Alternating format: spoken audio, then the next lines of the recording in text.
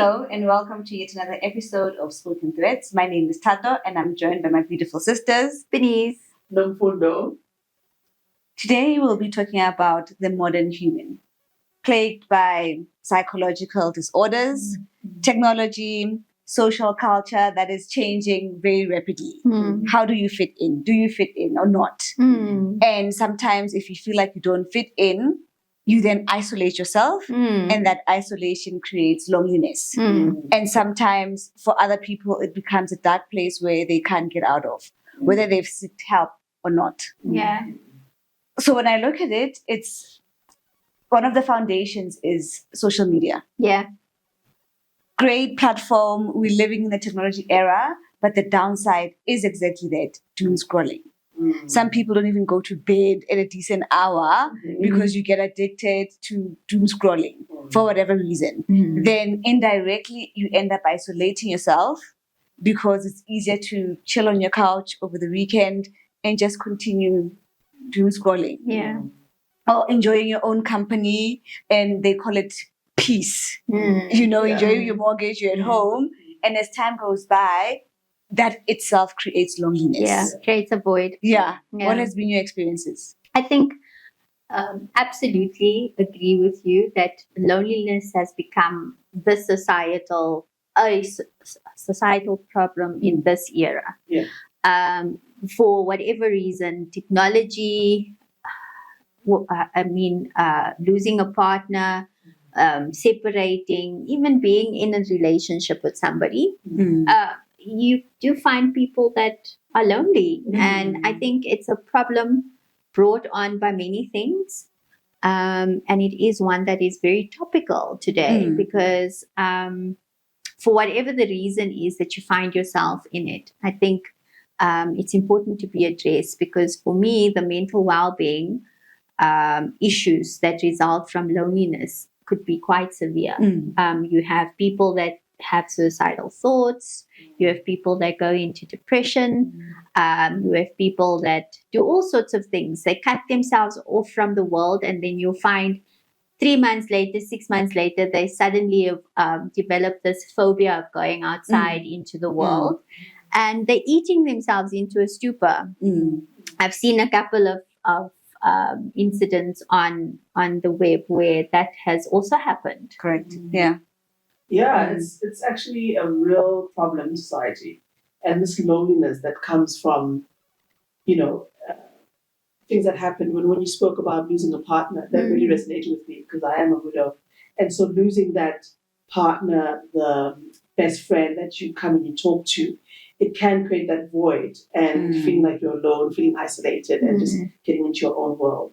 And so it's, for us women, sometimes it can be a little bit easier to get out of that gut of feeling like you are on your own, where we can talk to each other. And I read recently how this, I want to call it a plague of loneliness, is hitting men the most. And we'll put it in the description so that you can read about it. But men are suffering from this loneliness even more at a higher rate than women, because men perhaps are not, most men, I would say, don't find it easy to have those emotional discussions with their friends.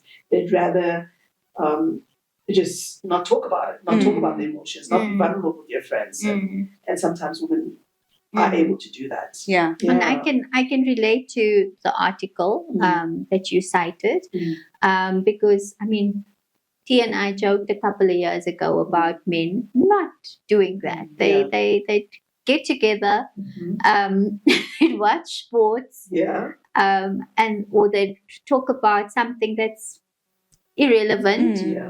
But they won't share their emotions. They won't talk about their feelings. If they're having a problem, they won't disclose to their friends.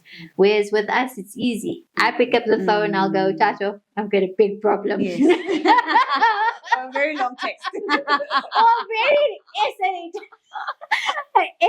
text. Yeah. Do.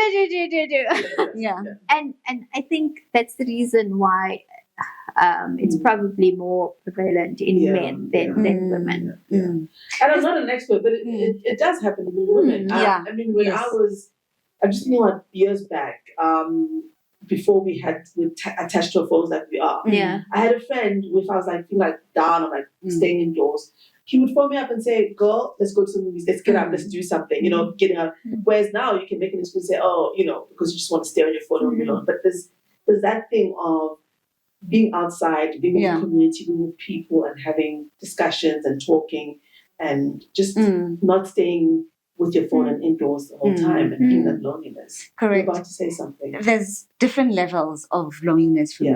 Yeah. Psychological that needs medical attention. Yeah. Especially the ones where they're in a room like this. Correct. And But they're alone. still Yeah.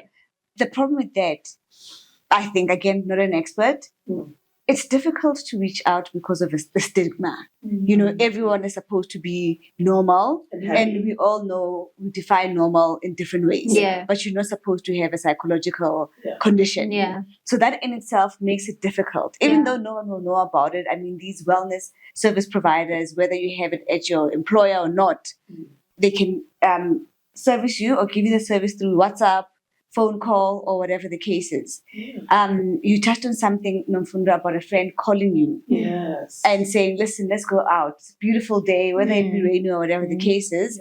And if you look at most clubs, whether it be a golf club, running club, you name, there's so many of them. You could still be lonely in a room or stadium full of people. And I think once it gets there, seek help. Please. There's nothing wrong with that. There really is absolutely nothing wrong with that. Absolutely. 100% agree with you. And I was talking to a young person, and she actually recognized the short video form and how that can sort of consume your life and put you in an isolated space. And she said to me, "What I'm trying to do now is actually cut back on that." So sometimes it's okay to cut back on social media and using your phone so much, putting it away and going to have a physical conversation with other people. It's okay to do that. It doesn't make you strange or weird. You're not going to miss anything. You'll catch up when the time comes. Correct. And so that the using of technology and how that creates loneliness can actually be remedied in a way if you are disciplined within yourself. True. What about the culture, the social culture of encouraging people to do things solo? I support it to a certain extent, but maybe indirectly is encouraging loneliness. Yes, you can't wait for that trip to come out of the WhatsApp group. Yes, do it solo. Life is short. But however, more and more people, if you start doing things on your own, before you know it, you're alone now. You go on a solo date, which I would never try. I don't get that concept. I'll travel alone. Solo date. Just take yourself out. Alone. How awkward. Right? Okay, maybe there's something to say about me and not wanting to be I would alone, never but do it. I'd never do it locally. But if I travel alone, overseas, definitely. Overseas is I'm different. alone. Yeah. Overseas is different as opposed to being here at home. It's a thing. Yeah. It's a thing. Wow. And not to put anyone down who does that. I think No. that there's a space for certain things. And like you said, you can do the solo travel, but it doesn't have to be a consistent thing. You can do solo travel one time, and the next time you travel with someone or travel with a friend or travel. So I think balance is the key, isn't it? Correct. Yeah. Balance is the key. 100%. In making sure that you do not isolate yourself in such a way that you don't ever see other people, travel with other people, have dinner with other people. Yeah. You have to sort of balance your life in a way that you can have those social gatherings and not feel like you're on your own and alone. Listen, with lockdown, I was one of the first people that I think had cabin fever. I can't. Me too. I cannot. Yeah. I can't. Now imagine me alone. Yeah. I'm a social being. Yeah. I need to have that form of interaction as much as I am, believe it or not, introverted. Yes. No. You can be introverted. I know you are. Born introvert, but over time your personality evolves, you right? evolve. Yeah. And for that I acknowledge for me, I'm a social being. I need that human engagement. I need that human interaction. It energizes me. Yeah.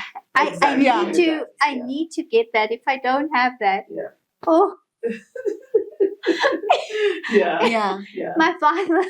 my mother used to call me Bubble and Becky. Oh,